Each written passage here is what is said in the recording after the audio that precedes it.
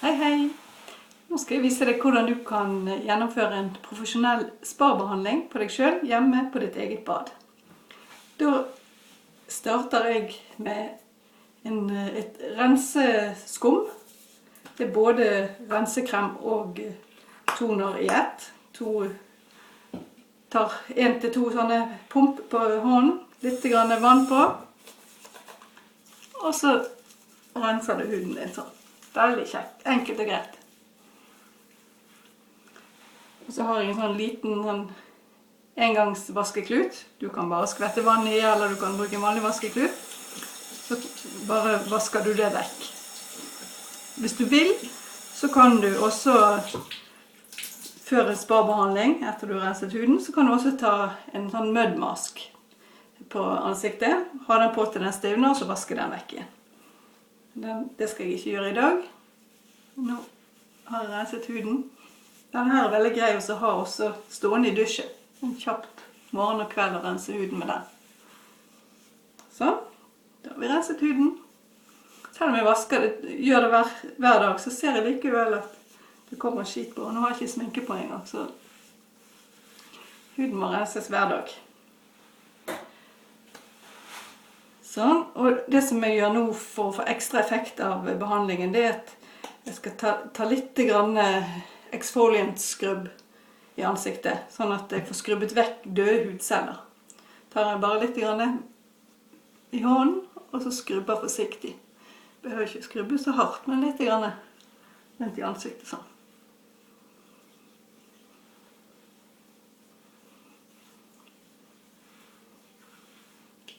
Så litt på brystet også. Sånn. Og så må jeg vaske det vekk igjen også. Kjapt og greit, skjønner du. Dette kan du selvfølgelig også gjøre inn i dusjen. Den skrubben kan du gjerne ta et par ganger i uken. Jeg liker å ta den også før jeg tar en sånn spa-behandling. Jeg liker å skvette litt ekstra vann i ansiktet. Så,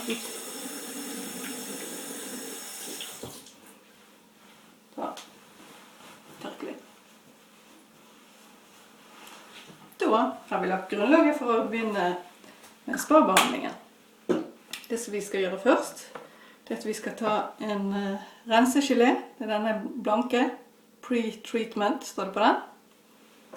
Klipper jeg av tuppen.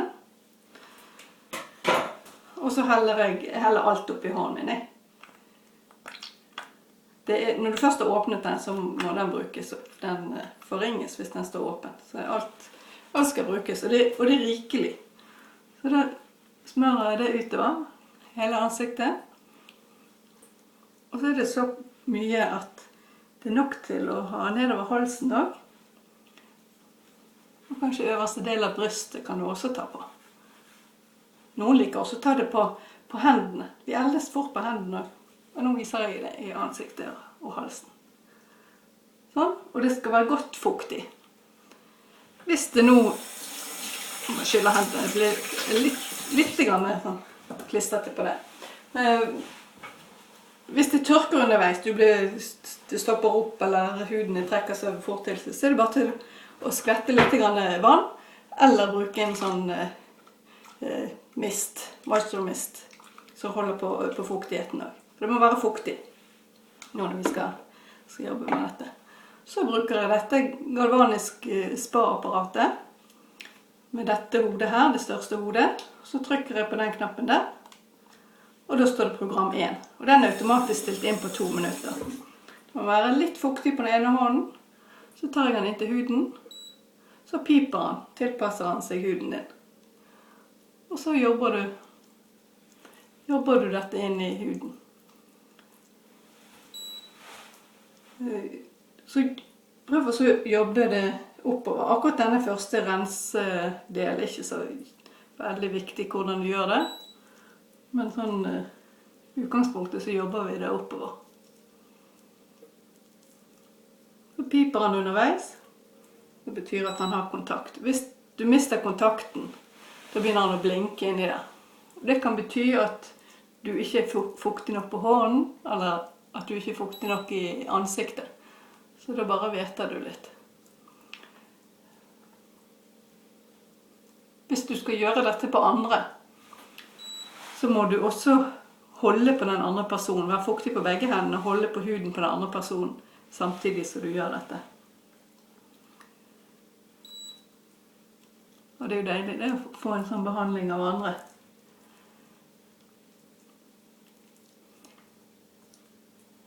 Dette her kan du gjøre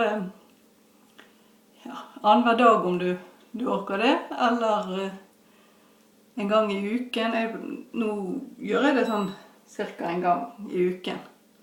Litt oftere av og til, og noen ganger så går det litt lengre tid, og da merker jeg det at når jeg tar en behandling, så er det godt for huden.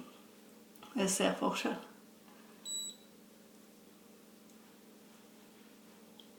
Det som jeg har merket med når jeg bruker dette, det er at huden ser mye friskere ut. Jeg blir litt jevnere i hudtonen. Linjene blir litt redusert, og så disse mørke flekkene som jeg har begynt å få, blir også litt redusert. Ja, der hørte du han pep litt ekstra mye. Så skyller jeg av ved hodet. Og så tørker jeg av kremen, eller den geléen.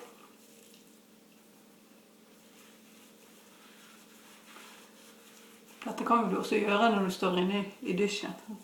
Skru av vannet når du holder på, og så bare skyller du litt etterpå. Det er jo også enkelt og greit.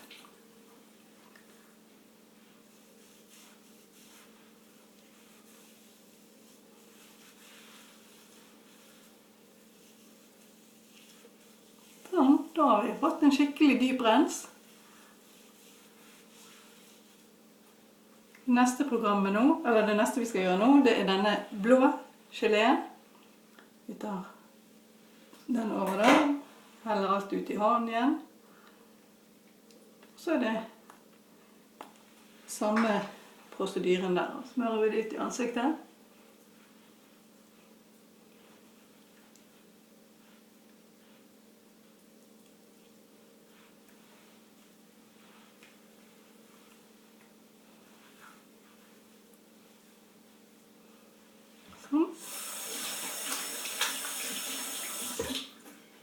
Og så er det samme hode, og nå er det på program 2.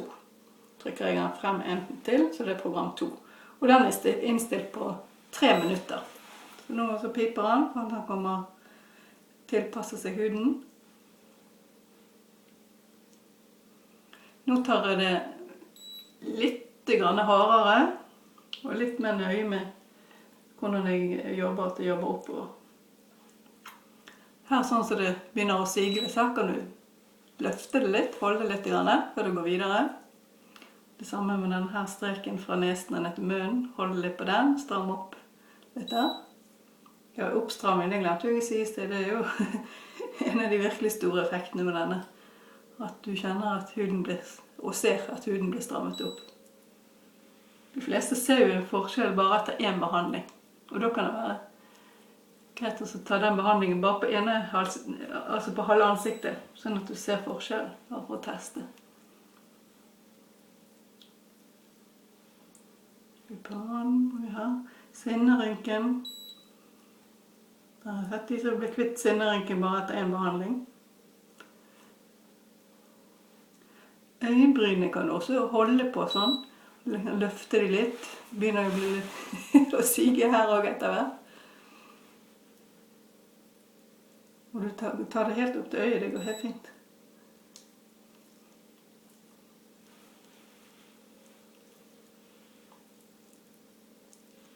Holde litt her. Få litt ekstra hjelp. Halsen, det er jo greit at den også er stram og fin.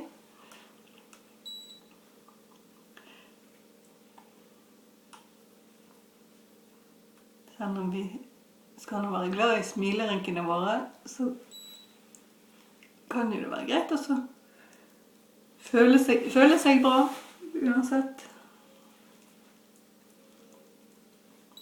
Jeg synes i hvert fall det er deilig med en sånn behandling. oppkvikket, og han har også en drenerende effekt.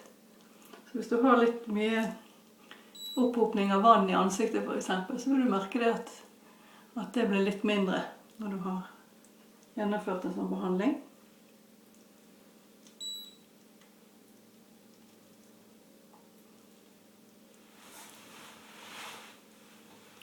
Denne maskinen den kan du også bruke på kroppen. Da bruker du et annet hode, litt sånn ruglete hode. Ja, det kan hjelpe for eksempel mot ømme muskler på skuldrene for eksempel. Nå piper det litt fortere, det betyr at det nærmer seg slutten av behandlingen.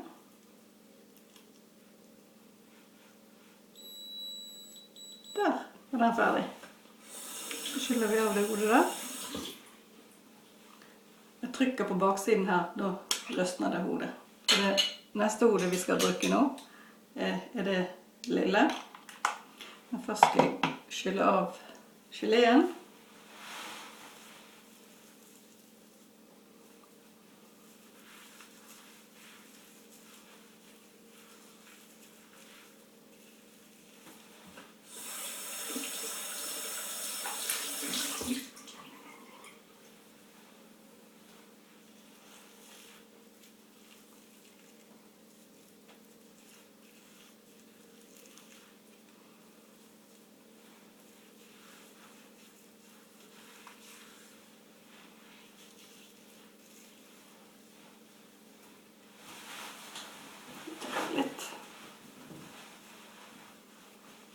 Det er greit å få geleen godt av. Men det som jeg har merket at hvis det ikke skyller den godt av, så er det akkurat som det blir en sånn gummikuler som henger fast på huden, så du må ta vekk etterpå. Så når man skyller godt av, så går det helt fint. Så tar jeg, skal vi se her, True Face Line Corrector heter den. Den kan du ta på der så du har linjer, eller der så det vanligvis kommer linjer. Så da er det gjerne i pannen, sinnerynken, her rundt øynene. Ja. Disse her sånn, over munnen kanskje her. Ja, eller i hele fjeset. Det du har. Ja. Nå må også litt fuktighet på hånden min. Og så er det neste program nummer 3. Tar jeg det på. Så piper den igjen. Og nå tar jeg bare på de områdene som jeg har tatt krem på. Jobber kremet godt inn.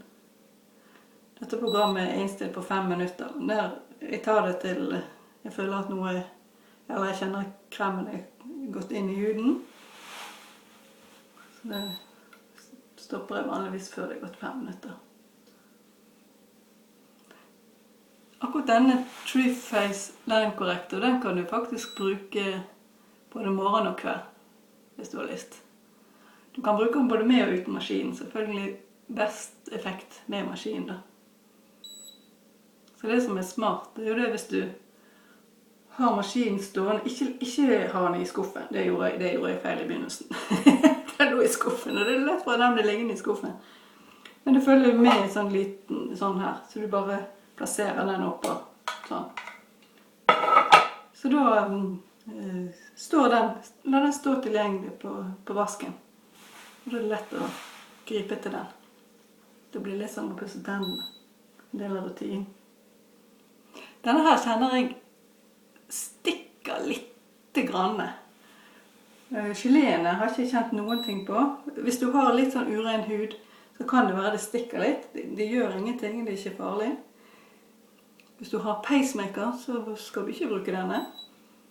Men ellers så er det bare at du kjører på. Hvis du har en eller annen hudsykdom, så er det selvfølgelig også lurt å være litt forsiktig. Dette er beregnet for frisk hud.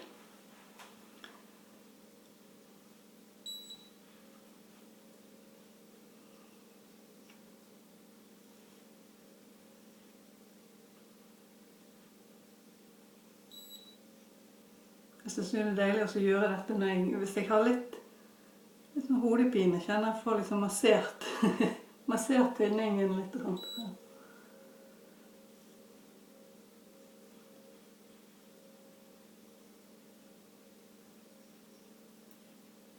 Ja, nå kjenner jeg at nå begynner kremmen å komme inn i huden.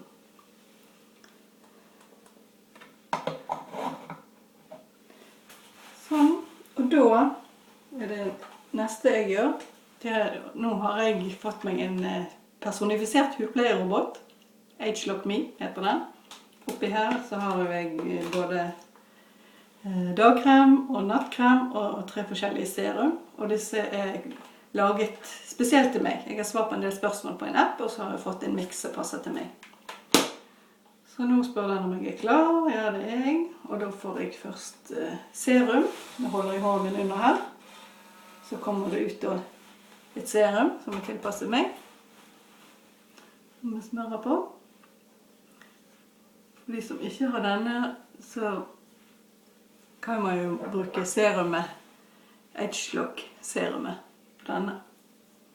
Men det er klart at når du får det tilpasset din egen hud, så merker du at det får mye større effekt.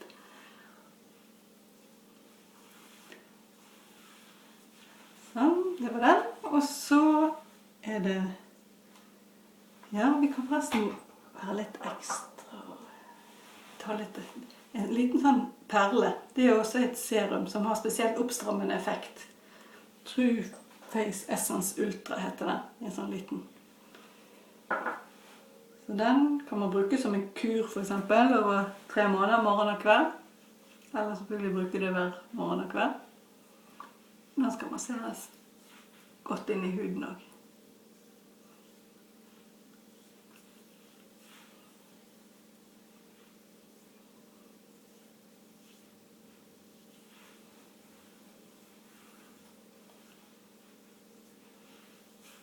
Deilig. Veldig deilig.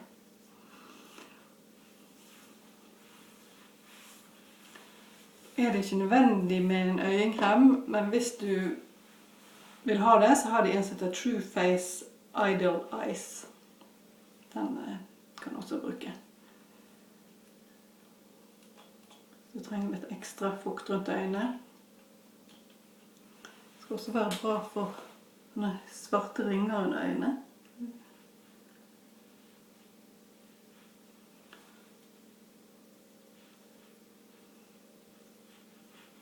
Litt rundt munnen. Sånn. Oi, nå var jeg litt for kjapp. Der ja. Nå kom nattkremen ut. For nå er det kveld, og det er innstilt på at nå er det nattkremen som skal på. Den kan jo også velge, skal du ha med eller uten lukt. For den akkurat som du vil ha. Over 2000 varianter finnes det. Eller så kan du bruke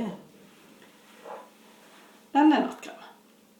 Ja, da er den klar for natten, og nå vil effekten bare bli bedre og bedre de neste 24 timene. Ha det godt!